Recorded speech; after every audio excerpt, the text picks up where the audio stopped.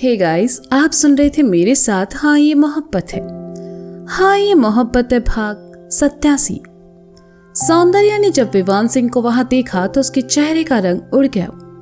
उसका दिल धड़कने लगा। विवान सिंह को वहां देखकर सौंदर्या हैरान थी। सौंदर्या ने सोचा नहीं था जिस भाई पर वह आंख बंद करके भरोसा कर रही है वही भाई उसके खिलाफ खड़ा है।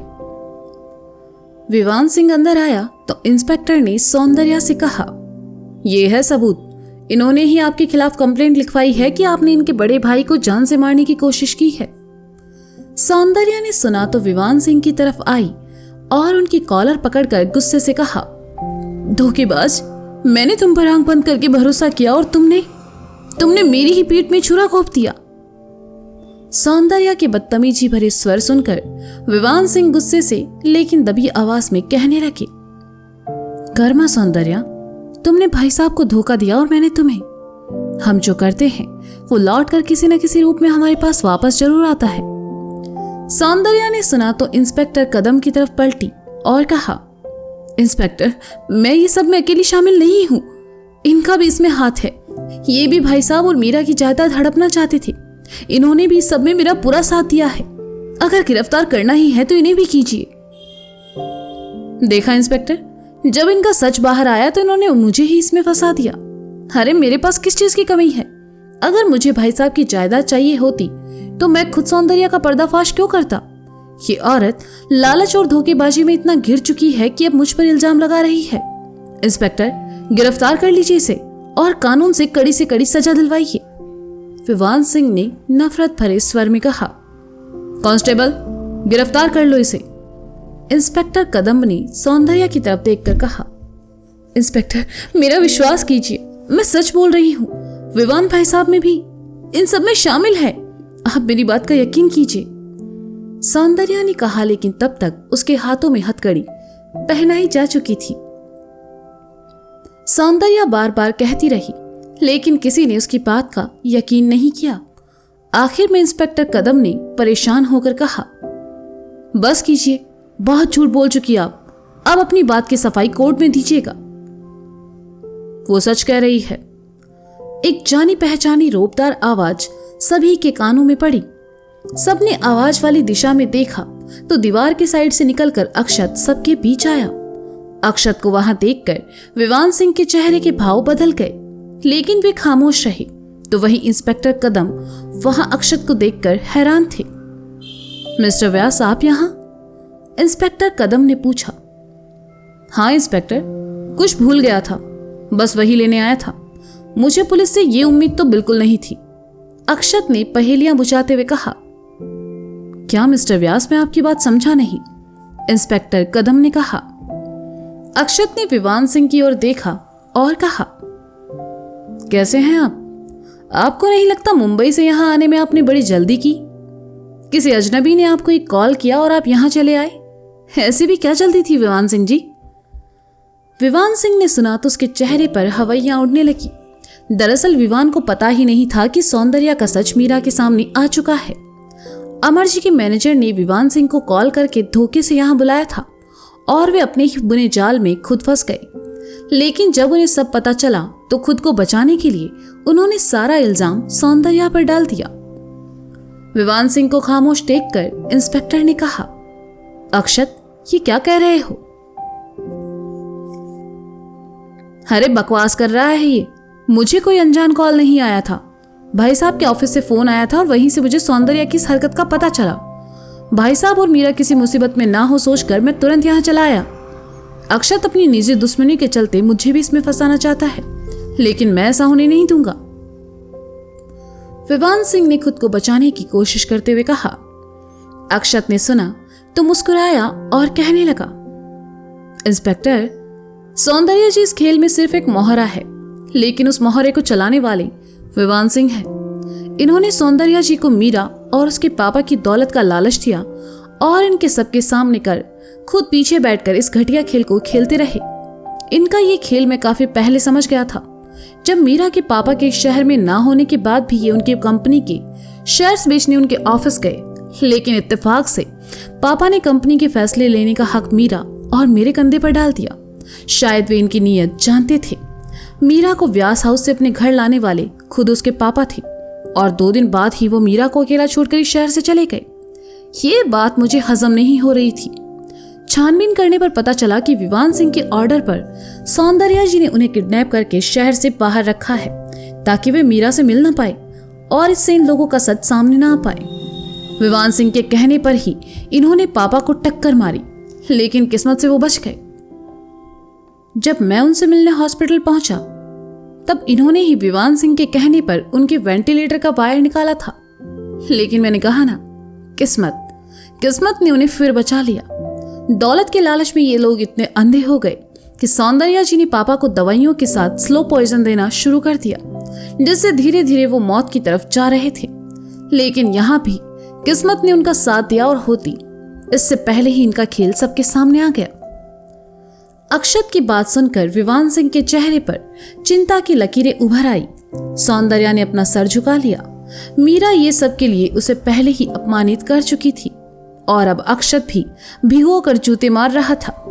विवान सिंह इतनी जल्दी हार मानने वालों में से नहीं था, इसलिए आगे आकर कहा, बहुत बढ़िया दामाद जी, बहुत अच्छी कहानी बनाई आपने। जब आपने इतना सब पता लगा ही लिया तो फिर आप अमायरा को कैसे भूल गए?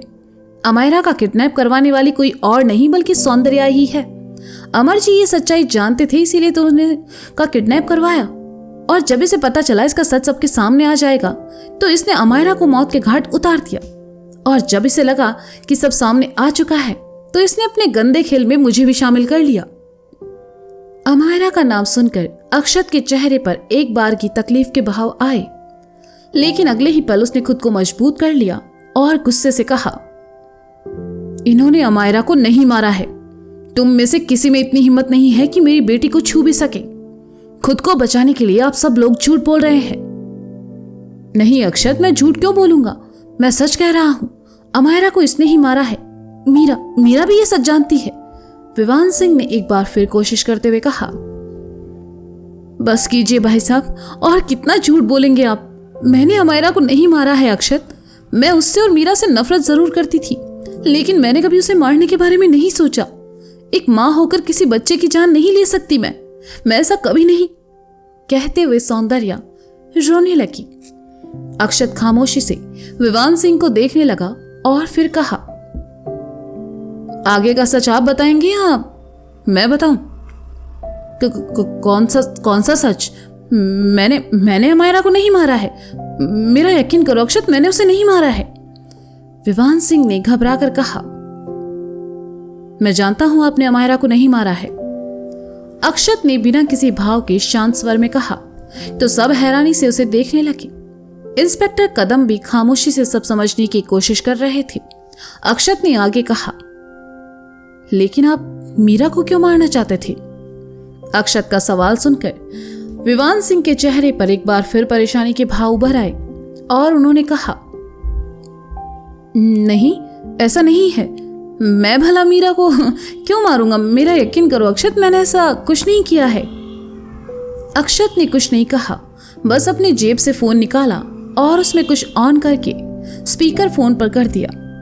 सभी ध्यान लगाकर उसे सुनने लगे, जिसमें विवान सिंह किसी से कह रहा था, भाई साहब ने मेरे साथ बहुत बड़ा धोखा किया है। उन्होंने अपनी सारी जायदाद उस फटीचर मीरा के नाम कर दी है। उसकी मंजूरी के बिना भाई साहब की दौलत हासिल करना तो दूर, हम उसमें से एक छोटा सा हिस्सा भी नहीं ले सकते। मार दो मीरा को। मीरा अब हमारे गले की फांस बनती जा रही है। लेकिन ऐसे किसी को मारना इतना आसान नहीं है। ऊपर जवाब देना पड़ता है, और फिर मीरा कोई छोटी मोटी इंसान नहीं है। उसके साथ काफी टाइट सिक्योरिटी है। हम सब इसमें फंस सकते हैं। एक अनजान मर्दाना आवाज उभरी, तुम्हें मैंने ऐसे इतने पैसे क्या बहाने बनाने के लिए दिए हैं? मीरा को किसी भी केस में फंसाओ और कस्टडी में दिखावा करके हमेशा के लिए उसे गायब कर दो। ये तो कर पाओगे ना तुम? विवान सिंह की आवाज उभरी। ठीक है सर, मैं करता हूं। कल आप किसी भी तरह मीरा को पार्क एवेन्यू होटल अकेले बुला लीजिए, उसके बाद मैं सब संभाल लूंगा। वही अनजान मर्दाना आवाज उभरी, जिसे इंस्पेक्टर कदम कुछ पहचान रहे थे। ठीक है, हो जाएगा, विवान सिंह ने कहा। रिकॉर्डिंग बंद हो गई। विवान सिंह के माथे पर पसीने की बूंदें झिलमिलाने लगी। सौंदर्या हैरानी से विवान सिंह को देख रही थी। विवान सिंह तो उससे भी 2 कदम आगे निकले। इंस्पेक्टर कदम ने अक्षत की तरफ देखा और कहा, ये आवाज तो इंस्पेक्टर विक्रम की है, तो क्या वो भी? अक्षत फीका सा मुस्कुराया और कहा, पैसा इंस्पेक्टर, पैसा इंसान को खरीद सकता है और बेच भी सकता है। अक्षत ने विवान सिंह की तरफ देखा और कहा, उस दिन मीरा को होटल बुलाने वाले आप थे। आपके प्लान के मुताबिक इंस्पेक्टर ने ड्रग के केस में मीरा को गिरफ्तार कर लिया और पुलिस स्टेशन ले गए। वो मीरा पर प्रोस्टिट्यूट का चार्ज लगाकर उसे इस शहर से बाहर भेजने वाले थे। लेकिन किस्मत, मीरा की किस्मत मुझसे जुड़ी है। आप ये देखना भूल गए कि उसके सामने ढाल लेकर अक्षत व्यास खड़ा था। विवान सिंह अक्षत के सामने आया और गिड़गिड़ाते हुए कहने लगा, अक्षत, अक्षत, मुझे माफ कर दो, मुझे माफ कर दो। पैसे के लालच में मैं भूल गया था कि अपनी ही भतीजी के साथ इतना बुरा करने जा रहा हूं। मीरा मेरी। विवान सिंह आगे कह पाता इससे पहले ही अक्षत ने एक तमाचा उनके गाल पर रसीद करके गुस्से से कहा, अपनी गंदी जबान से मीरा का नाम भी मत लेना। तुम लोग खुद को उसका परिवार कहते हो, असल मायनों में तुम लोग ही उसके सबसे बड़े दुश्मन हो। मीरा के साथ तुम लोगों ने जो किया है उसके लिए मीरा भले तुम्हें माफ कर दे, लेकिन मैं कभी माफ नहीं करूंगा। इंस्पेक्टर, ले जाइए इन दोनों को। इंस्पेक्टर कदम ने कांस्टेबल से इशारा किया। कांस्टेबल ने विवान सिंह को गिरफ्तार किया और सौंदर्या के साथ लेकर वहां से निकल गए। अक्षत भी इंस्पेक्टर कदम के साथ घर से बाहर चला आया। घर के दरवाजे के बाहर वरुण खड़ा था। विवान सिंह की नजर उस पर पड़ी तो उन्होंने हैरानी से कहा, वरुण तुम? वरुण ने एक नजर अक्षत को देखा और विवान सिंह से कहा, आई एम सॉरी डैड, लेकिन मैं आपके इस घटिया प्लान का हिस्सा नहीं बन पाया। मैंने ही आपके फोन से वो रिकॉर्डिंग अक्षत जीजू को दी थी। मैं क्रिमिनल को बचाने की कोशिश कभी नहीं करूंगा, फिर वो चाहे मेरे डैडी क्यों ना हो। विवान सिंह ने सुना तो शर्म से उनका सर झुक गया और कांस्टेबल उन्हें लेकर आगे बढ़ गया। अक्षत वरुण के सामने आया और कहा, थैंक यू वरुण, तुमने मेरी बहुत मदद की है। मैं तुम्हारा ये एहसान कभी नहीं भूलूंगा। जीजू, अगर आप इसे एहसान का नाम दे रहे हैं तो मैं चाहूंगा कि आप मुझ पर एक एहसान और करें, वरुण ने कहा। कहो, अक्षत ने पूछा। मीरा दी को फिर से अपना लीजिए जीजू। आपके अलावा उसका इस दुनिया में कोई नहीं है।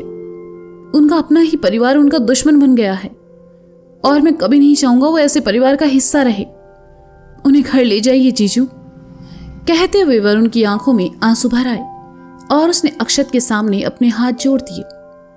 अक्षत ने सुना तो उसके सीने में एक टीस उठी, क्योंकि उसने मीरा को खुद से इतना दूर कर दिया।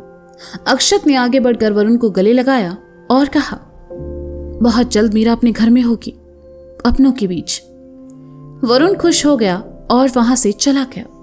इंस्पेक्टर कदम भी अक्षत से हाथ मिलाए और कहा, वकील होकर पुलिस वालों के साथ दोस्ती निभा रहे हो mister Vyas. I am proud of you. इस जीत पर एक कप चाय तो बनती है। आज नहीं इंस्पेक्टर, फिर कभी, अक्षत ने कहा। तुम कहीं जा रहे हो? कदम ने पूछा।